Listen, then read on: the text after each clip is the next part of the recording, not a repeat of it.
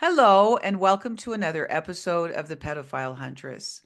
We're here with a common goal that you be encouraged in heart and united in love. Welcome. Tonight, I have with me Lisa. She is from Australia, and I'm going to let her tell you where she's from in a minute here, but it is her tomorrow. So she's in Friday, and we are still in Thursday, and I cannot tell you how excited I am to have her here. I have a real love for her and her story. We've been social media friends for about 5 years, and we fight the same battle out here to bring voice and victory around these issues of childhood sexual crimes. So tonight, our goal again is just to bring power to those that were abused and feel still like they're a victim. We hope that you're strengthened through our words tonight, and we just want to bring an alertness to the world at large, which is so cool that Lisa's here with us. I listened to her story. The first time that she went on and was interviewed was on I Am Evidence podcast.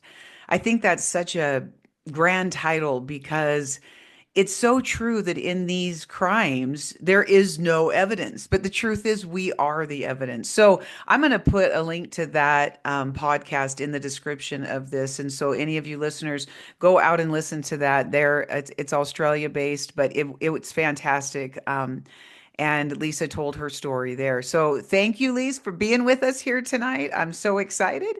I want you, and for all the advocacy work that you do and all the time that you take to do your videos, I'll put your social link in here as well. So, any of you people who have lived through us out there, through the things that we've lived through, we honor you tonight. We see you tonight. And also give Lisa a follow because she's just beautiful. It's just beautiful how she just shares her heart and soul.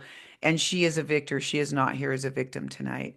So, Lisa, I know that you have some legalities around your story. There's some legal stuff going on. I really want to honor that. So, I want you to just bring the listener in just so they have that understanding like you and I know. We want them to know that we get it. We are not here like we read the story and we're here to talk about it. We are the evidence. We have listened to it. So just bring them in enough. Introduce yourself, say where you're from in Australia, and then just bring us into your story a little bit. First off, can you hear me properly? Yes. Am I Yeah. loud enough? Loud and clear. I was, for all you Aussies who are watching, I was born in Victoria, Melbourne, Victoria. I'm currently living in Queensland, which is a couple of states up. Mm, So where I live now, it's very hot, but today is nice and cool. nice. Um, I'm 50 years old and I have 5 children, been married for almost 30 years. Oh, it's Um, beautiful. It's I beautiful. am a hairdresser by profession, but I haven't worked for a long time due to this stuff that we're about to talk about. Yes, I get it. Yeah. Yeah. Um, what else did you ask me? Sorry. Hi, you're fine. All right, so that's awesome. Welcome and welcome all you Aussies that are listening in and for everybody else who is around the world listening to us tonight. Just bring us in. I know I listened to I Am the Evidence, and I know that you talked about your abuse started about the tender age of 4 and went into teen years. Mine was the same. I know that I was 3 because I moved out of that house. So these are tender things with you. We don't have to go into any kind of graphic detail, but just share what you'd like to about just that rough start for you. Yep. So it's very complex, but I'll try and do it as uncomplicated as I can.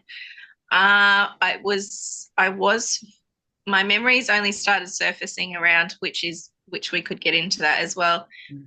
is that the amnesia part. So I'd always had one memory, and then when I was around 24 was when I started to recall stuff. So I it started from the age of 4 to, yeah, I can't tell you exactly it was maybe about 14 when it finished. But the most intense part was I never like to minimize because done so much psychology and therapy and stuff like that. So we've been taught, you know, people say don't, Right. don't this or don't minimize, but like there are different types of trauma, obviously, that we experience. So the most intense and horrific part was probably from the age of 4 to 12, and then we like my I'll only say it once. I lived with my stepdad and my mother, and we moved at that from that state very quickly to where I am currently now. Um, I refer to him as the saddest because he does not deserve the name or the title of a stepdad. So if you Yeah, hear me say that, hallelujah. I'd say he earned it, so you're fine. You're fine. that's who I'm referring to. So yeah, so my mum met him when I would have been around 4 years old, and she was already with somebody else, my biological father, and they worked together. They swapped partners. This is the quick version. It was very weird, and Mhm. um, I didn't grow up. I just started to I didn't like him straight off. This is a very interesting thing. Children are so aware, and I think Mhm. like to do like preventing would be amazing, but just listening to your children, or just Mhm. even if like a child, like looking for the signs, like it's I went mute. There was so many signs, like even through like school and stuff. I would fall asleep in class. The abuse was horrific. It was ritual abuse. I won't go into all the details, um, but it was very organized. And unfortunately, because of legal reasons at the moment, I can't go into all of that. But I'm very And that's grateful that fine. I have people who are advocating for me, and those people are doing hard work because my Yeah. story is very.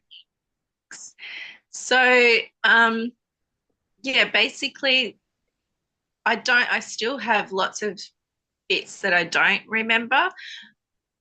I think I've remembered enough though. I Yeah, don't actually want to. Lisa, I think it's interesting. One of the things you said is we could talk about this, and it makes me think about people don't understand how long it takes for us to get our story back. This is not like one day. Well, and I love that you said I have a memory. There's always enough in your mind to know that we need to like pick that memory. Like we know there's more. But the truth is, it takes years to put this back together. I in my book, I talk about when the murder happened, and it takes all of these years for me to put that murder back together. But in the process of that, were all these rapes, all of this abuse, all of this stuff going on. My parents also had parties. They, had another gentleman, why do I even call him that? Another pedophile in the room with us that would abuse us as well. So, but it takes years to get this back. So talk a little bit about that. I think one of the things that I like to do is help people understand how you heal. And healing is not a one-time thing, right? It takes a long time. And we have to be honest about that. So talk about that a little bit. Well, I don't. I think like because sometimes I still get flashbacks and stuff, and so Mhm. how I would describe like we actually have talked about this before. Like there's the victim, survivor, and then there's. I don't really like to stick on the survivor word, but we need to find something else, Right. another word. So many when you're in essentially going through the healing process because you don't think you are when you're recalling. You think you're going, well, I thought I was going crazy. And I Exactly. find a lot of other survivors have also thought that they were. What, where did this memory come from? This doesn't make sense with this. And it's like what you said, it's like trying to put a puzzle piece together Mhm. and trying to find those pieces and like, how do I do that? And especially when, like, for myself, once I did recall like very specific memories of rape and stuff, and I had to cut my family off. So it's all on you, like then to kind of go, okay, I have to trust me and Yes. trust this process. So for me personally, when we talk about healing, like whenever I recall a memory, my husband and I just have had to work out our own thing. If I Mm-hmm. become childlike or whatever, which is very common and that's very normal, I sit with a pen and I'll just write. Mm-hmm. And the next day, that's usually when I start to try and process what I've written. It could be just a drawing. It could be an actually crazy, and it's not crazy actually. I will get street names, stuff like that. It's amazing what our brain and body does and can hold. Like it always, It's amazing is a great word. It really truly is. It protects us until the time it knows we're safe, and then it brings it yeah. back. And I just think that's a beautiful gift from God, how that happens. Does that make sense to you? Oh, most definitely. Disassociation is Mhm. such a, It and is. It is. like I'm the most stubborn, annoying person sometimes, but I will say, because I thought this is annoying. I don't want to be like this. But now I look back because this, I'm like, it's actually 25 years this year that Mhm. start this process has been ongoing. Um, Mhm. I look back and I think how blessed that I got to disassociate because a lot of, and I Right? laugh, please forgive me, I'm not laughing. That's just my way of You're coping. fine. I get Um, it. I am, if I did not disassociate, like many of us who have been through this, and I've talked to so many survivors, which is so, it's validating, but at the same time, it's heartbreaking. They have disassociated and then they think they're crazy and they think all these things, or Mhm. they'll get all these diagnoses, and that's fine. But you're not crazy, number one. The fact that you can Mhm. disassociate means you're highly intelligent. And it was so nice to hear that from one of my psych therapists. That was the first person that helped me understand what was going on with me because I was hospitalized when I started to recall memories. And Mm. hi, Lisa, you're not crazy. And I'm like, I am. And he's like, no, you know what? He's Wow. like, he explained to me in a very logical way that how our brain worked. And this was 25 years ago. So he Mhm. was way, I still love him. He still sends, he likes all my posts or my Mm. little I put up I some, love it. and he's 80 something. I hope I'm going to put this up and he'll, Leon, um, he, um, he was just a beautiful man who just sat and listened to me and he didn't make me feel that there was something wrong with me because that was how it started for Mhm. me. I sang one simple prayer. Um, Usually it's help or it's like I just start. That's how it started. I'm just remembering it now. I was like, "What's wrong with me?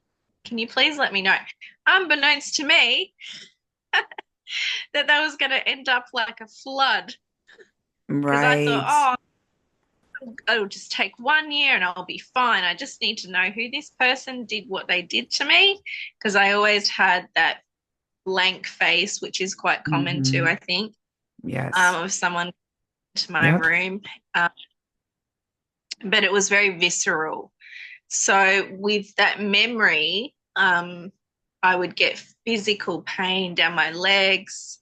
Um, it's yeah, and back we're talking 25 years ago. We didn't have Right. this kind of stuff, did we? We didn't Exactly. have books to really. I think I had like maybe two books, sorry, that I could read, and Right. but there was Right, nothing. because There was no. what you're describing is what now the body keeps the score, describes for us, right? But I want to talk Yes. about that for a minute, Lisa, because so 25 years ago, you begin to talk about this, but then you end up needing care because you feel like you're losing your mind. I think that this Mm-hmm. is an incredibly common theme.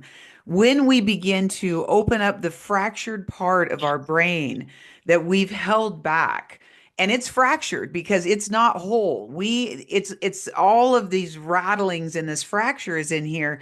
And when we step into that fracture, it feels like we're fucking crazy, right? Because we're I love stepping into fractures. That's the way I can kind of articulate it. Does that make sense? it totally. Actually, I love that analogy because if I've never broken a bone, but when you fracture something, it is. It's like it's not neat and tidy. Like Exactly. it's not a clean break. So that's how you feel in your head.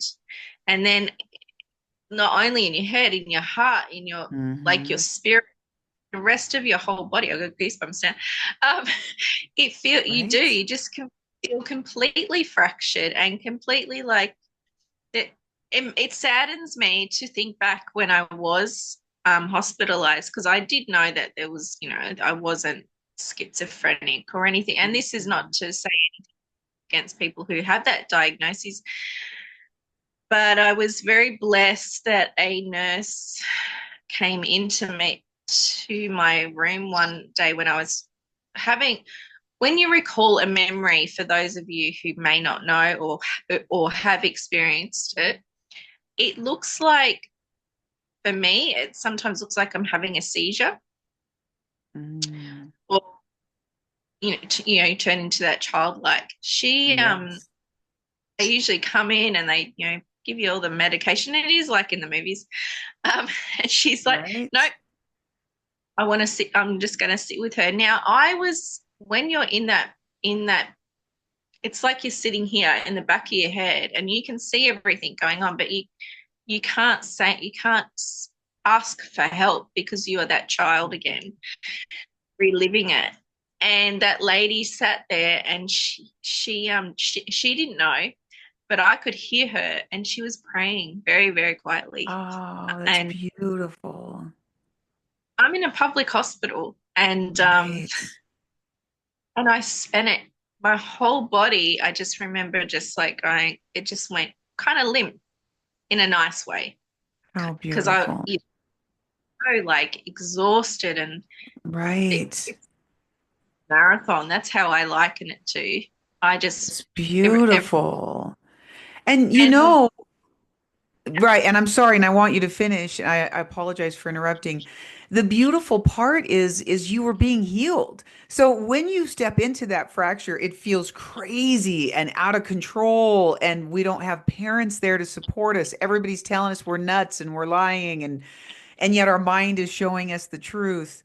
And so really the all you needed, how beautiful. I wish, honestly, Lisa, that all people, when they stepped into their memories, could go into a hospital for a couple weeks. I wish everybody could, because it is hard to stay out here, go to work, take care of your kids, do all these things while your mind is trying to bring all the fractures back into some kind of order. correct. And like the only reason I did end up in hospital is because the memories would not stop. So Mhm. my beautiful husband and a very close friend who was like a mother, they made it because we already knew that I'd suffered a psychological abuse, but at that time we just didn't know what to do.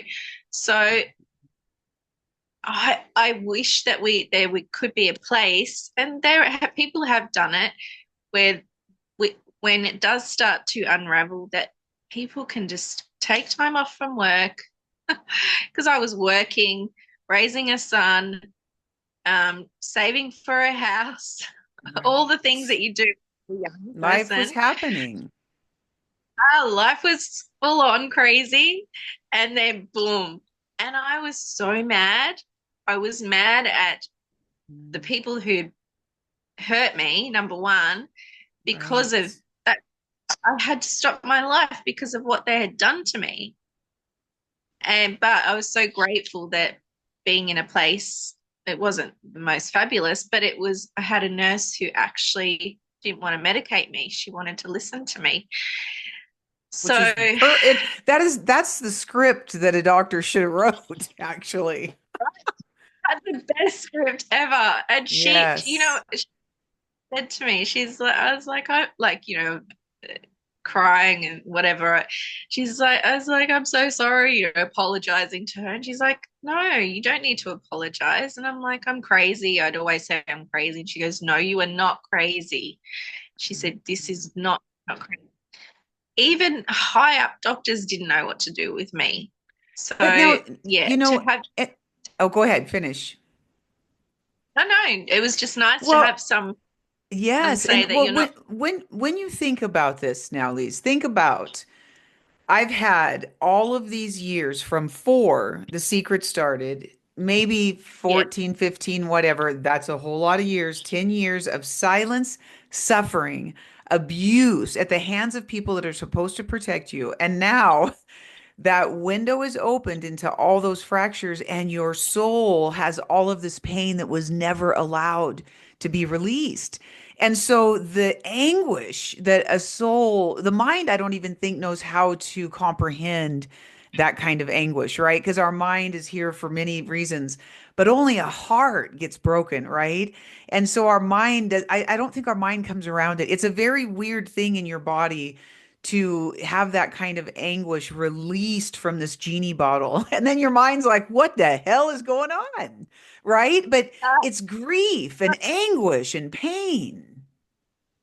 the grief. That's the grief. I for years, like I would be like, oh, just can I pray it away? Can I do this? Can I do Yes. that? Just give me anything. I'll do it. Yes. Give me the script. We are not. We are not. I would say like some people like would be like, oh, just move along, move on. Oh, trust me, I want to move along. I do not want Right. this. We're doing Right. everything in our power. Like you just said, we haven't most of us haven't remembered it, number one. And then all of a sudden you've got no family members who they're enforcing that you are crazy, telling you that no, this is not Mhm. true. Right, hang on a minute. Exactly. It's hard. You're back and forth. So now I got off track. No, you didn't get off track. What you were saying everything absolutely right. One of the things I wanted to kind of go back to for a second is I don't think you were minimizing when you said the worst of it was from, what'd you say, 4 to 12 or 11? Is that what you said? Yeah. Yeah. So Yes. one of the things I want to talk about that for a minute, because I think when your body gets so saturated, I'm a CASA worker and I talk to these children that are in pain. CASA is a court appointed special advocate here, and we help represent the voice of a child. One of the things that I said to them the other day, I went for Easter to a children's hospital, and I said, when you have so much pain that comes into your body, you can't do anymore, and these are 14-year-old girls, what do you do? And one of them immediately said, you get angry.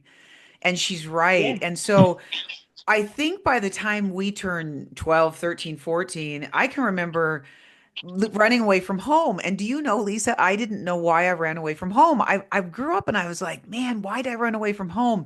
It wasn't until a few years ago that I got that memory. And it was when my father sodomized me because I wouldn't get pregnant then. And at the same time, my mother was in the room and I had to do things with her as well.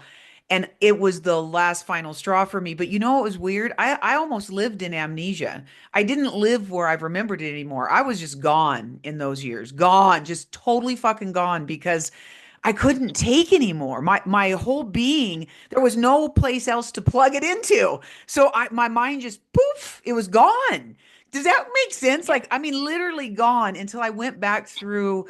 It's weird. Triggers come back, as you well know. Something will trigger that. And all of a sudden, I was thrown back to that. And I'm not even going to go into the trigger because it was just, it was awful to actually have a memory come back of sodomy at 14 or 15, whatever. But I'll tell you, Lisa, I didn't have capacity to remember it anymore. Does that resonate with you? Yes, because I have still have memory. I had a very oh, big memory, maybe a year ago. And Mhm. it's like what you just said, like I don't feel like I have the capacity to hold this anymore. I just want to Mhm. scream, Mhm. tell the whole world. So I'm like, this is not fair for us to have to keep having Mhm. this. Like, yeah, it's good for it to come out, da da da, all the language, all the lovely language that we put around healing, I but it know. doesn't feel beautiful at the time, that's for sure. No, it Um, doesn't. you just said resonated with me though. I ran away when I was, oh, I think I was 11. Mm. And like, it was at nighttime and I just left the house and I ran. And then I was like, Right. I did run a PS and I just ran. I don't think I've ever run so fast in my life. Because I just snapped. Right. And you Like had what you nowhere just to said. go, right? It's so weird. I snapped. No, I did go to a house, but it Oh, was another, good. it's a part of the abusive system. Well, it's essentially a pedophile ring. So the next day I got, they found me hiding Of under a bed course. and took me back to my abuser. Like, Right. seriously, that, and it was an uncle who had never abused me, by the way. But the fact that they used him, a safe person, to Right. come and, which was actually, he had to come from a very far away to come and get me. And they knew I would come with him because he was Right. always, um, and Which actually the, it where makes it's a form of betrayal to a good relationship. I felt I was so mad at him.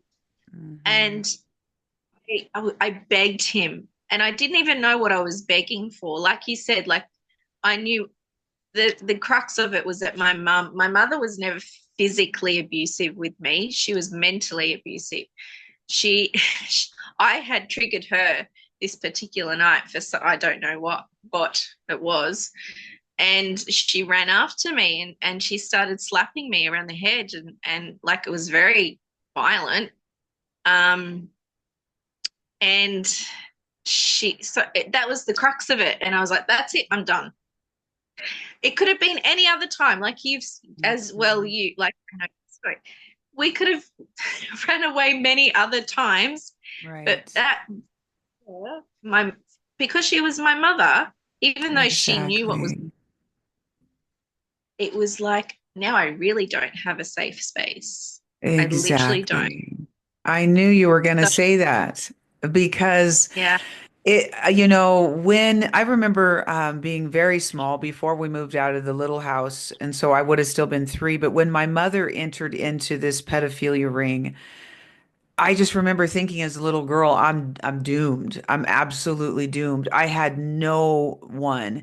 And so I know probably the trigger for you was, man, my mom's treating me this way. So I'm an object of hate in her eyes. How is she supposed to take that?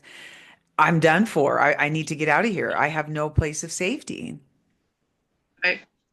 Yeah, it's unnatural, isn't it, Jody? It's an Yes, unnatural for a very mother unnatural.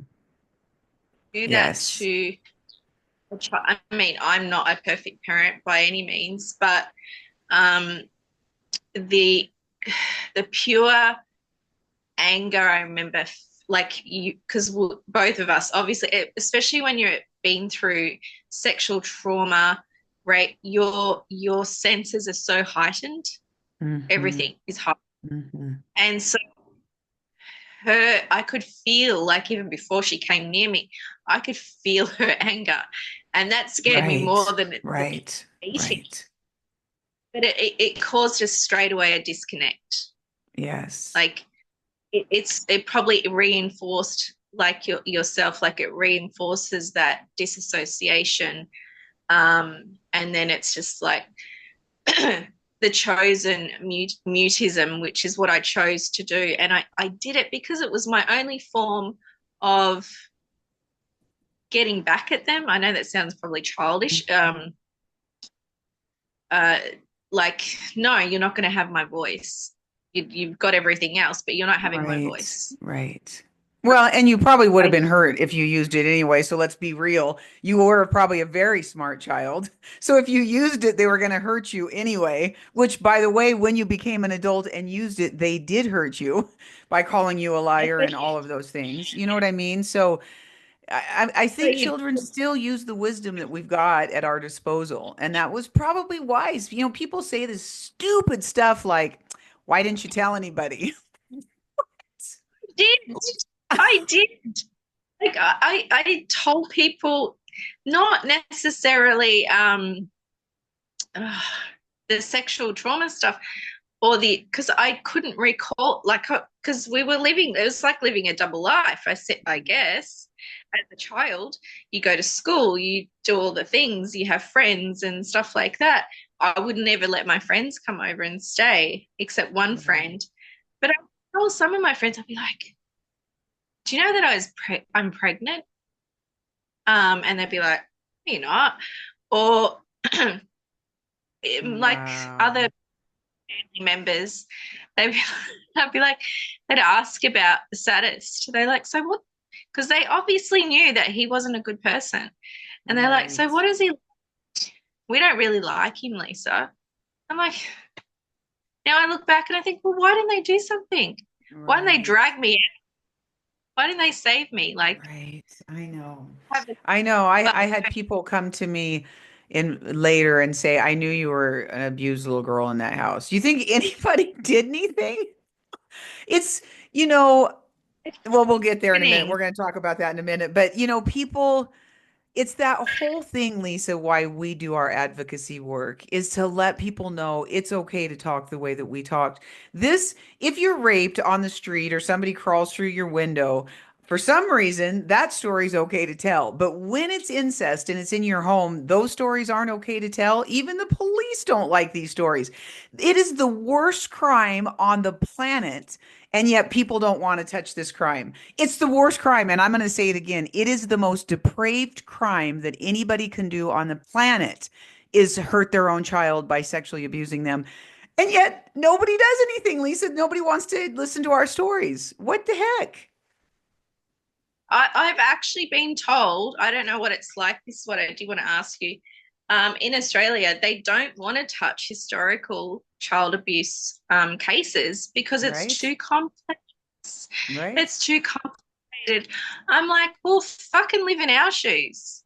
Exactly. Exactly. So, Lisa, this makes me let's go to this for a minute because I know on the podcast she asked you this question about what you'd like survivors to have and you say a beautiful thing that I've actually never really heard anybody say, that same wisdom you had as a child, you have as an adult.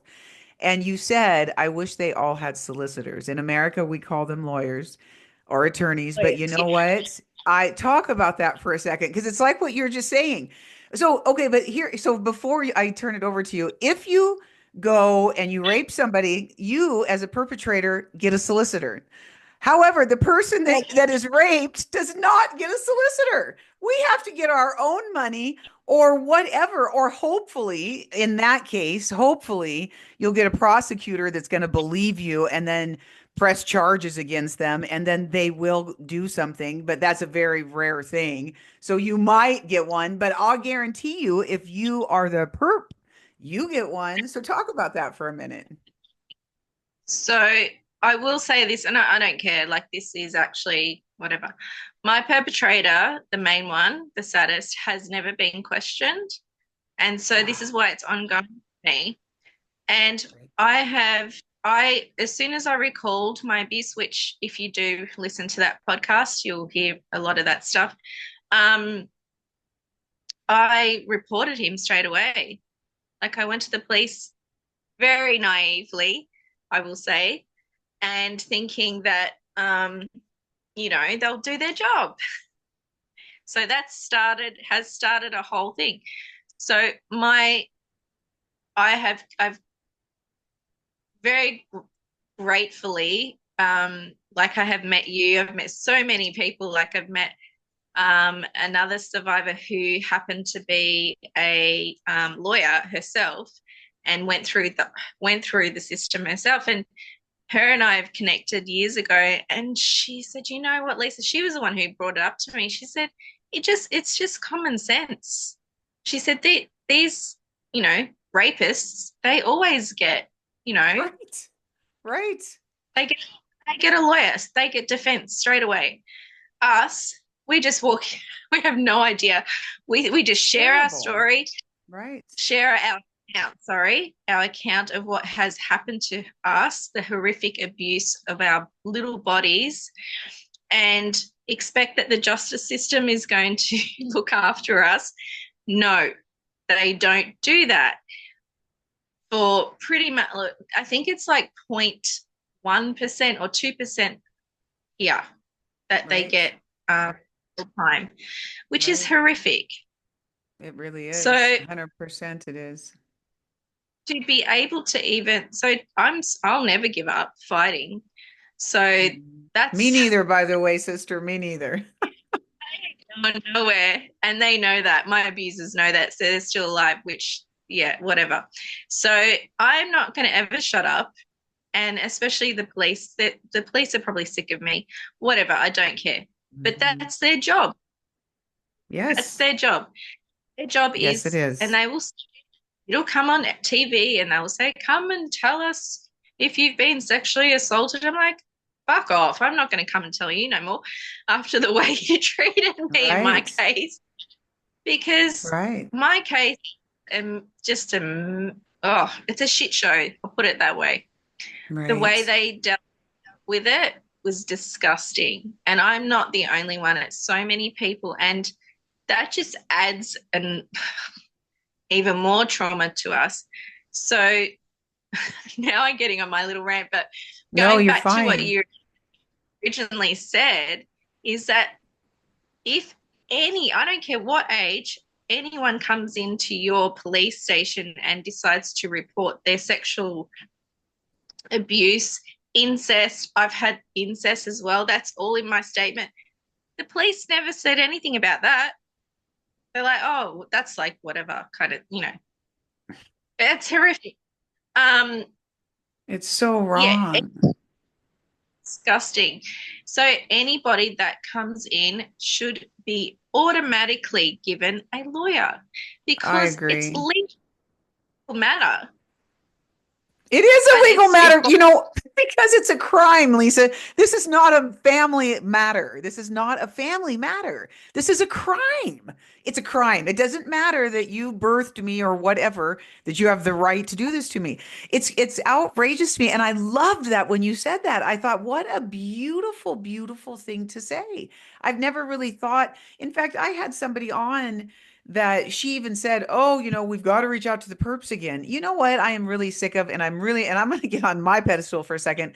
The church, particularly, gives more comfort to the pedophiles and the perpetrators of these crimes than they give to the victims. And shame on you. This is not a God of heaven. That God sits in this great big place of justice, and He's looking and down and He's watching. And I'm telling you, He's sick of the perpetrators receiving comfort while the victims do not. And that's a whole nother thing, but it's why I do so much of what I do, because you deserve comfort. I remember there was this pastor when I was talking and telling my story. He got up and walked right past me in front of me and gave my father a hug, Lisa. My father. And I was just talking about, and my brother, all of us were talking about these things that he did. And the pastor said, "Oh, Stan, you need to know that you're loved right now."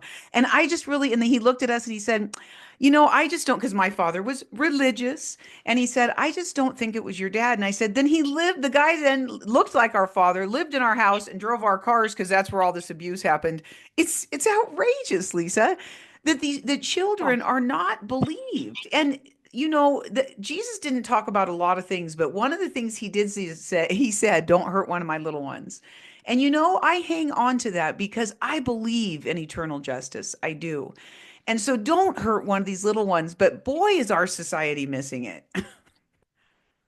Uh, I just think do you want my opinion?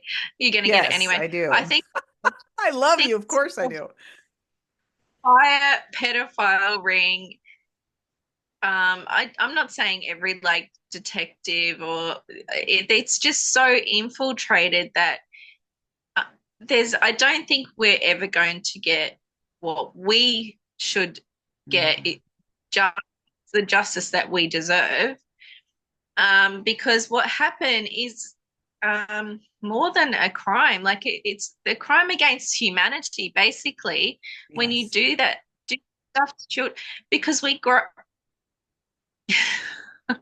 My brain's going faster than I can. So when you do this to children, like when I was in hospital, I can tell you there was probably at least, I don't know. I swear I have like it written on my head. Come tell me all your life story. 90% of the people that would come and talk to me, male and female, had all been sexually abused, Mhm. and they're in a court. Well, that's probably why, because they're in there with their fractured mind trying to hold all these pieces together that they haven't got to get to disclose, because your mind only has so much capacity to retain stuff, And then right? and then they go on to, might do jail time for stuff because they're acting out because Right. no one is listening to them. No one That's is right. protecting. Um, like even just because your family's not protecting you, well, the police force are meant to protect you. Isn't that what their Mhm. job is? Isn't it? Um, Isn't it? yeah, right. Especially children. The family Right. courts aren't protecting. They're taking kids away from mothers who report child abuse. That's a whole nother Right. thing. That is a whole Um, nother thing. you go to the church. I was involved, deeply involved in church. Oh, Lisa, you can share this part of your story, but don't share the other part because that's a Wow. bit too much. Right.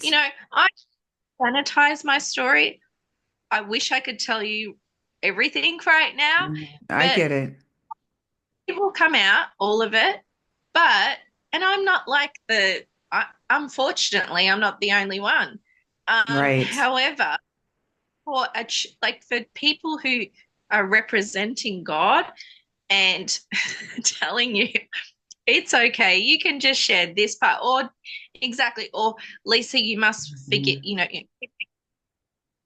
you know what? Fuck that shit.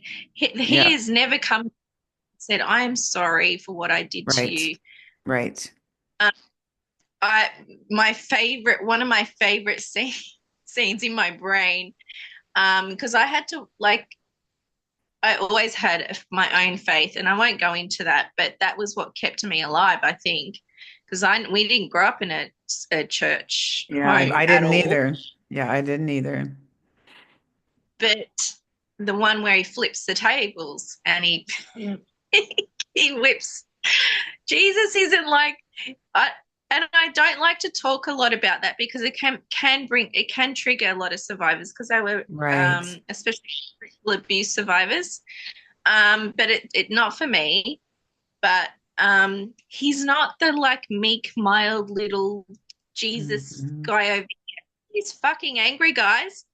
Yep, Trust he me. is. I agree. I agree. You know what? He was the first freedom fighter. I love him. He's a warrior. He's a badass.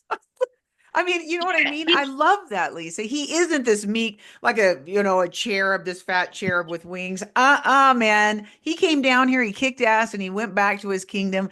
And you know what? He actually said, I have all authority here too. So heaven and earth, he has all authority. And Lisa, I love that. And it's true. And you know what I think is changing is I'm reading this really cool book right now called The Kingdom of God. And one of the questions in that book was, what would you say? It says, how has the world gotten better in your lifetime? Because the whole point of the book is to not look at ourselves as victims, but these warriors with a ton of power. And when I thought yeah, about that, I thought honestly and earnestly, and you know what I thought? I have a platform that I can tell my story to. My grandmother was raped more times than she could even count. My own father raped her. and she never told her story. My uncle had horrible things done to him. They never told their story. So, do you know what I've seen in my lifetime? However, the next question said, what will you do to reform it? And you know what, Lisa? We're doing that right now. We got great big angel wings on and we are reforming it. And I'm saying to these churches that will not allow survivors to speak and that will not hold abusers accountable for what they've done, God is not happy. I agree with Lisa 1,000%. He is not happy. And I believe he's going to start removing leaders. And I've heard other people start saying this stuff. I believe that leaders are going to be removed. If you do not listen to the heart of God, Jesus said, I came for one reason, to heal the brokenhearted. When you stop that, you know what? God's going to hold you accountable and get you out of the way and bring people in who can talk. So anyway, I got to get off mine too, but I love you, Lisa. That's 100% accurate. That's my like he John is it John I can't remember all my scriptures. It's 10:10. Is it John 10:10? He came Yeah, to give life abundantly. And what right. did Satan come to do? Kill, steal, and destroy. So it's that simple. When people say to me, oh, why do you believe in God or whatever? Like you can I would never like shove anything down anyone's throat, but that's the crux of it. Right. Because he gave make us into robots. He gave us a free will. So these predators to, who choose to predate on us, and like you said, it's generational, like the same all down Yes. my line. It's women who, like my nana, like all my, they were Yep. all raped by either their Yeah. stepdads or their own fathers. Like it's stops here. Like it stopped. You just Yes. got to go nuts done, and it's huge. It's huge. It's like an avalanche is like on your shoulders because you're like, this has been going on for how many generations? And Exactly. guys, and you and I don't realize like how much stuff that it's not like we're carrying it. It's that we're the ones that are going, no, this is we're done. We're Yep. speaking out. We're not going to be Yep. but with does come Exactly. a lot of, as you know. It does. And you know, though, the thing is that I want to say something about that. There is a cost to it, but I'll tell you, Lisa, it's a cost for doing what's right. And how cool Oh, is that? So go ahead and bring the cost, right? You know what I mean?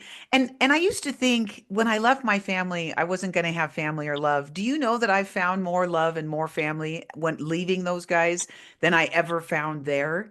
So that's a lie too. It's a lie that if I leave, I'm not going to have family or love. I found family and love when I left. And that's the honest truth. So we're getting at time, but I always like to give the last minutes to, I just love this. You get me all fired up because I just feel like we're such kindred spirits. And I just love who you are and I love the work you do. Keep doing it.